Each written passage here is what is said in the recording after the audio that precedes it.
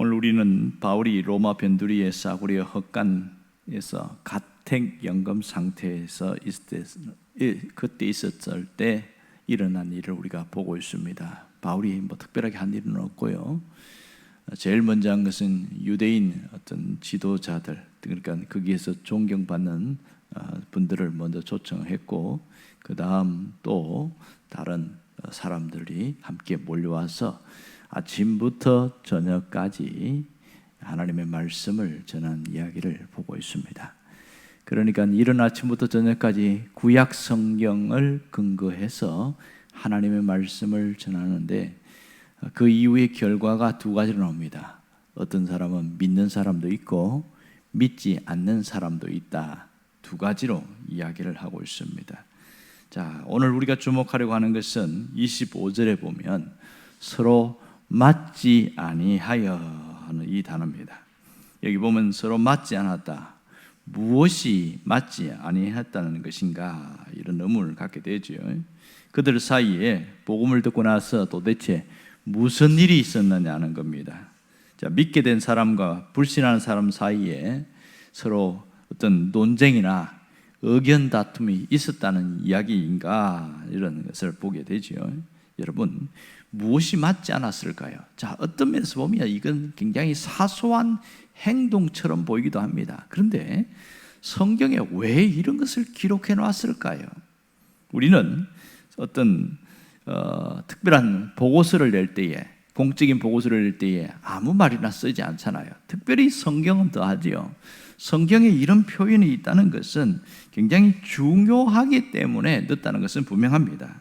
그렇다면 여기에 서로 믿는 사람도 있고 믿지 않는 사람도 있었는데, 그 이후에 일어나는 사건을 보니까 이게 서로 맞지 않았다. 이것이 상당히 중요한 사건인 것을 얘기하고 있는 거죠. 그러면 서로 맞지 않았다, 이 헬라어의 단어를 보면 조화롭지 않았거나 일치하지 않는다, 이런 뜻을 갖고 있습니다. 그러니까 처음에 유대인들이 같이 바울에게 올 때에는 일치하는 한마음이었다는 것이죠. 같은 생각을 갖고 있었습니다. 여기 온 유대인들은 그렇게 뭐 대단한 어떤 사람들은 아니고 다 가난한 하층 노동자들이었습니다. 그렇지만 그들은 구약 성경을 믿고 있었고, 자기들이 그래도 선민이라는 자부심을 갖고 살았던 사람들입니다. 그런데 바울이 복음을 전하면서 하나님 나라에 대하여, 그리고 예수 그리스도 메시아에 대한 이야기를 전했을 때에 그들의 의견이 갈라졌다는 것을 이야기를 하고 있습니다. 처음에는 일치하였지만 하루 종일 바울의 강론을 듣고 난 이후에 그들의 마음이 갈라지기 시작했다는 겁니다. 어떤 사람은 복음을 믿는 사람이 있었고, 어떤 사람은 믿지 않는 사람이 서로 이렇게 깨어져 버렸다는 것을 말하고 있습니다.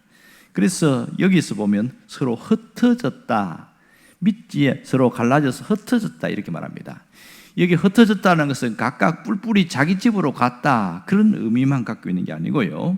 이 단어의 뜻을 보면 떠나다, 결별하다, 이런 뜻이 있습니다. 부부가 서로 이혼 도장을 찍고 결별할 때 쓰는 단어가 바로 이 흩어지다는 단어입니다. 그러니까 복음을 믿는 사람과 믿지 않는 사람의 서로 일치가 깨지면서 너와 나는 다른 길로 간다 해서 서로 각각 마음이 갈라져 버린 것을 이야기를 하고 있습니다. 자, 여기서 믿는 사람과 믿지 않는 사람이 서로 구별되었다는 것을, 완전히 갈라졌다는 것을 강조하고 있습니다. 이건 뭘 얘기하냐? 이것이 믿음의 특성이라는 것을 말합니다. 믿음의 특성은 뭐냐? 하나님의 말씀을 들었을 때에 순종하는 것이 믿음이다, 이렇게 이야기를 합니다. 자, 순종이 없는 믿음은 거짓 믿음이라는 것을 성경은 분명히 이야기하죠. 바울은 로마서 10장에서 그 얘기를 하고 있습니다. 그럼 10장 16절 17절에 보면 이렇게 나옵니다. 그러나 그들이 다 복음을 순종하지 아니하여도다, 이렇게 표현하고 있어요. 이 말은 구약 성경을 인용하는데, 이 바울이 이사야가 이르되 주여 우리가 전한 것을 누가 믿었나이까 하니, 그러므로 믿음은 들음에서 나며 들음은 그리스도의 말씀으로 말미암느니라, 이 말씀을 갖고 이야기를 하고 있습니다. 그러니까 바울이 이사야 53장 1절 말씀을 인용해서 우리가 전한 것을 누가 믿었느냐, 이렇게 얘기를 합니다. 그리고 자기가 자신들이 선민이라고 자처하는 그들이 복음을 들었지만 믿지 아니하였음을 지적하는 그 말씀인 거죠. 하나님 말씀을 믿는다고 하지만 실제로 실행하지 않는 것은 안 믿는 것이다, 이렇게 이야기하는 겁니다. 우리 한글 성경에 보면 복음을 순종하지 않았다, 이런 표현을 씁니다. 그러니까 바울에게 믿음은 순종이다, 이렇게 그는 말하고 있습니다. 이때 순종은 하나님의 말씀, 복음에 대한 순종을 말합니다. 순종은 말이 아니라 행동으로 실행하는 것임을 알 수 있습니다.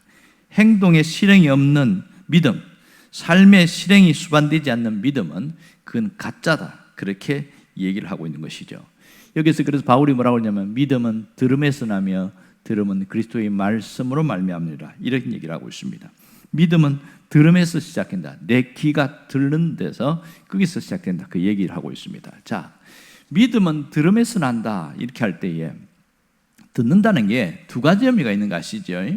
이 헬라어에는 보면 하나는 그냥 귀로 한 귀로 듣고 한 귀로 흘러가는 게 있고요, 듣는다는 것은 그걸 경청한다는 의미가 있습니다. 그러니까 이런 얘기죠. 학생이 있고 선생님이 있는데 선생님이 어떤 얘기를 했어요.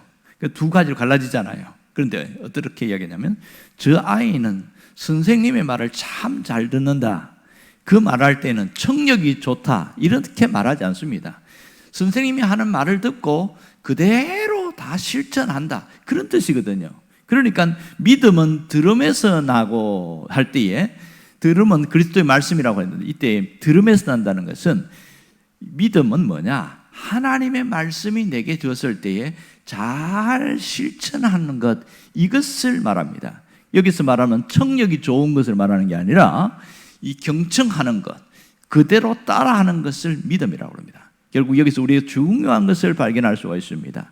오늘 이 두 갈래로 서로 마음이 흩어진 사람들의 모습, 갈라진 사람들의 모습 통해서 뭘 얘기할 수 있습니까?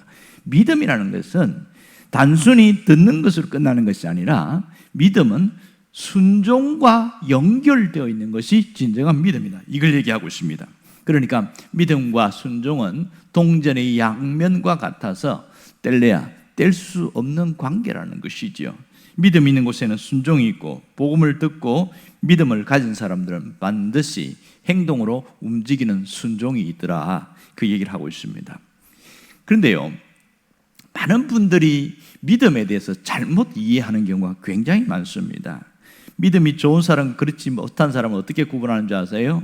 외적인 것으로 대다수 구분하는데요, 열심히 교회에 나오는 사람, 그리고 헌금 많이 하는 사람, 봉사 많이 하는 사람, 또 교회를 세운 일에 많은 기여를 하는 사람, 이런 사람들이 믿음이 좋다, 이런 얘기를 합니다. 사람들이 그렇게 얘기하고 있어요. 아, 저 사람은 정말 믿음이 좋아, 그런 얘기를 하는데요, 근데 사실 믿음이 없으면 못하는 건 사실이에요. 믿음이 없는데 어떻게 열심히 교회 나오겠으며 어떻게 헌금하고 봉사하고 열심히 뭘 할 수 있느냐? 못하는 건 맞아요. 그러나 믿음의 기준이 그 사람의 외적인 행동이 기준이 된다는 것은 잘못됐다는 거죠. 믿음의 기준은 그게 아니라는 거예요. 이것은 믿음의 결과로 나타나는 것이지, 믿음의 기초는 뭐냐? 들음에서 시작된다는 겁니다. 오늘 그리스도의 말씀을 들을 때에, 그러니까 이 바울의 어떤 그 하루 종일 복음을 강론했을 때에 사람들이 들었을 때에 마음이 갈라졌다는 것은 뭐예요? 그런데 어떤 사람들은 복음을 믿었어요. 이 사람들은 듣고 우리가 잘못 살았네 그러면서 바꾸었다는 얘기잖아요. 그런데 안 듣고 한 사람들은, 거부한 사람들은 뭐예요? 네가 하는 말을 내가 받아들이지 못하겠다. 성경에 나와 있는 것을 분명히 이야기를 하는데도 자기 생각을 깨트리지 않는 거예요. 자기가 갖고 있는 고집을, 아집을 깨트리지 않는 거예요. 그래서 복음을 거부해버리는 그런 그 두 종류로 갈라진 것을 얘기를 하고 있습니다. 여러분, 믿음은 하나님의 말씀을 내 삶으로 가져가는 겁니다. 내 삶으로 가져가는 것. 그래서 다시 말하면 하나님의 말씀을 삶으로 듣는 사람이 진짜 믿음의 사람이다, 이렇게 표현하는 것이죠. 그래서 믿음의 기초는 하나님의 말씀을 경청하는 것에서부터 시작됩니다. 경청한다는 것은 내가 그대로 따라 살겠다는 의지적인 결단이 그 속에 포함되어 있는 것을 말하고 있습니다. 여러분, 믿음은 말씀을 듣는 것이고 거기서부터 우리의 삶은 변화가 일어나게 되어 있습니다. 오늘 수많은 사람들이 믿음이 있다고 이야기하지만 사실은 껍데기 믿음, 가짜 믿음을 가지고 있는 사람들이 너무 많다는 것이 현실적으로 우리는 보고 있습니다. 왜냐하면 믿음이 있다고 하는데 삶의 모습 보면 전혀 믿음이 없는 사람으로 살아가고 있는 것을 보게 됩니다. 왜 이런 괴리가 생기냐? 첫 번째, 잘못 배웠어요. 믿음이라는 건 뭔지를 몰라요. 그리고 열심히 교회만 나오면 믿음이 저절로 생긴 줄 알고 교회만 나오면 천국 가는 줄 알고 그렇게 착각하고 있었기 때문에 이러한 현상이 생겨버린 겁니다. 진짜 믿음은 뭐냐? 하나님의 말씀을 내가 마음으로 받아들이고 내 삶으로 갖고 가는 게 이게 믿음이라는 거예요. 비록 그것이 100% 실천이 안 된다고 할지라도 방향은 정확해야 되거든요. 이렇게 살아야 하는 거구나. 이게 맞구나. 그렇게 하면서 뚜벅뚜벅 걸어가는 게 이게 믿음이거든요. 그런데 그냥 한쪽 귀로 듣고 고개만 끄덕끄덕하고 지나간다. 그것은 믿음이 아닙니다. 그냥 듣는 거죠. 성경은 그렇게 표현하고 있습니다. 그러니 내가 믿음이 있는 사람으로 살아가려고 할 때는 하나님 말씀을 자꾸 귀를 기울이고 경청하는 게 굉장히 중요합니다. 반대로 이런 사람도 있어요. 나는 믿음이 없으니까 원래 이렇게 사는 거야. 내 성질대로 살게 내버려 둬 이러는다고요. 그러면서 자기가 믿음 없는 것을 정당화시키고 당연하게 여기면서 내가 믿음이 없으니까 이렇게 행동하지 이러면서 자기 자신이 그렇게 자기를 보호하려는 그런 사람이 있습니다. 그런데 똑같이요, 본인이 믿음이 없다고 말하는 것에 대해서는 전혀 문제의식이 없는데 다른 사람이 옆에 듣고 그래 언니는 믿음이 없으니까 그런 그 따위로 살지 그러면 팍 소리 지르면서 화를 냅니다. 뭐라고? 너 다시 한번 말해봐봐. 왜냐하면 거슬리잖아요. 자기가 말하는 것은 용납이 되지만 다른 사람들이 그렇게 말하는 건 절대로 용납할 수 없는 거예요. 이게 사람이 갖고 있는 심성입니다. 여러분, 신앙이라는 것은 그렇게 복잡하거나 그렇게 어렵지 않습니다. 근데 자꾸만 우리가 뭔가 틀을 세우고 자꾸 뭔가 만들었고 복잡하게 만들어 나가는 거예요. 처음부터 제대로 배우면 하나도 어렵지 않거든요. 제일 먼저 교회 나오면 믿음에 대해서 이야기를 하는데 믿음은 눈에 보이지 않고 추상적인 거라서 잡을 수도 없고 만질 수도 없고 뭔가 어떤 드러낼 수도 없지만 뭐가 있냐? 결과가 나타나요. 바람이 눈에 보이지 않지만 형체도 없고 보이지 않지만 냄새도 없습니다. 하지만 바람이 불면 결과가 나타납니다. 바람이 살살 불 때는 시원합니다. 그러나 아주 세게 불면 지붕이 날아가고 간판이 날아가고 나무가 부러지고 그럽니다. 결과가 나타나요. 믿음도 이와 같습니다. 눈에 보이지 않는 믿음이지만 그 믿음의 결과는, 믿음의 위력은 대단합니다. 믿음은 들으면서 출발한다는 것을 알아야 됩니다. 어떤 하나님의 말씀을 들을 때에 우리에게는 믿음이 생기게 되어집니다. 여기서 들음이라는 것은 귀를 기울여서 경청하는 걸 말합니다. 내가 이렇게 살아야 되겠구나, 마음의 의지적인 결단을 갖고 있는 걸 말하는 거예요. 비록 그렇게 결단했다고 해서 100% 살아가지는 못합니다. 하지만 내 마음과 내 신앙의 중심은 그렇게 살아야지, 언제나 그 중심을 가지고 아직도 내가 그렇게 하지 못하는 것에 대해서 하나님 앞에 큰 마음으로 무릎을 꿇고 하나님, 내가 이렇게 살기를 원하는데 내 현실이 그렇고 형편이 그렇고 그렇게 살지 못합니다. 나 좀 도와주세요. 이게 기도잖아요. 이게 기도가 뭐가 어렵습니까? 이게 신앙의 출발이거든요.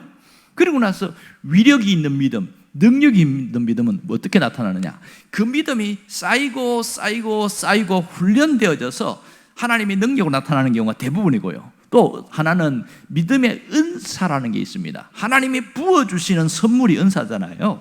그렇게 해서 강력한 믿음이 있는 경우가 있는데 그거 아니고는 대부분 훈련을 통해서 믿음이 쌓이는 경우가 굉장히 많습니다.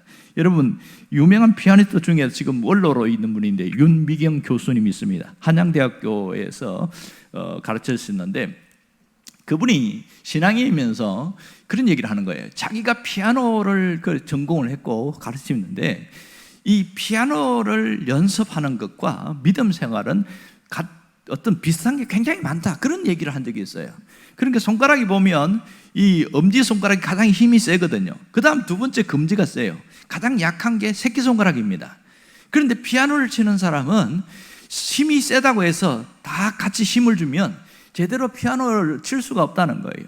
끊임없이 이 금반 위에다가 손가락을 얹고 훈련을 하고 또 훈련을 하고 해서 고르게 이 4개, 5개의 손가락이 고르게 이 금반에 위에서 움직일 수 있도록 그렇게 훈련하는 것, 그래야 유명한 피아니스트가 된다, 그런 얘기를 하는 거예요.